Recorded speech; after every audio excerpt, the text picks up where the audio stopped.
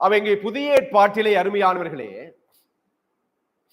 இங்கே அநேக அற்புதங்கள், அடையாளங்கள், இங்கே இப்படியாக அநேக வல்லமையுடைய காரியங்களை எங்களுடைய ஆண்டவராகிய இயேசு கிறிஸ்து செய்தார்.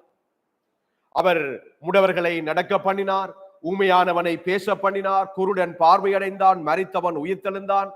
இப்படியாக ஆண்டவராகிய இயேசு கிறிஸ்து இவைகளை செய்ததனுடைய நோக்கம் என்னவென்றால், இன்று நானும் நீங்களும் அதை செய்ய வேண்டும் என்பது அல்ல அதனுடைய நோக்கம்.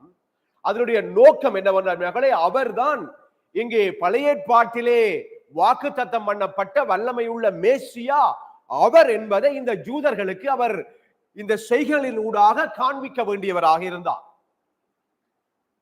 அடுத்ததாக நாங்கள் பார்க்கின்ற காரியம் என்னவென்றால், அது தீர்க்க தரிசனம் அது நிறைவேற நடைபெற்றது என்பதோடு மட்டுமல்ல, இங்கே ஆண்டவராகிய இயேசு கிறிஸ்து அவர் எவ்வளவு வல்லமையுடைய கர்த்தர் என்பதையும் அவர் விளங்கப்படுத்துவதற்காக இந்த காரியங்களை அவர் பூமியிலே செய்தவராக இருந்தார்.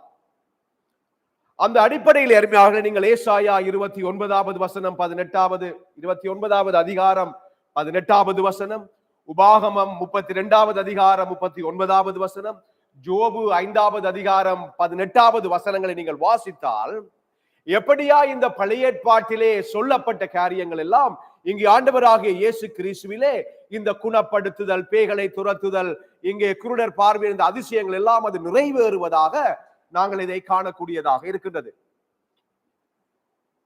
அவர்களே, அந்த வகையிலே இங்கே ஆண்டவராகிய இயேசு கிறிஸ்து ஒருவரே அவர் மெய்யான தேவன் என்பதை அவர் நிரூபித்து காட்டிய தேவனாக இருக்கிறார் இந்த அற்புதங்கள், அடையாளங்களின் ஊடாக.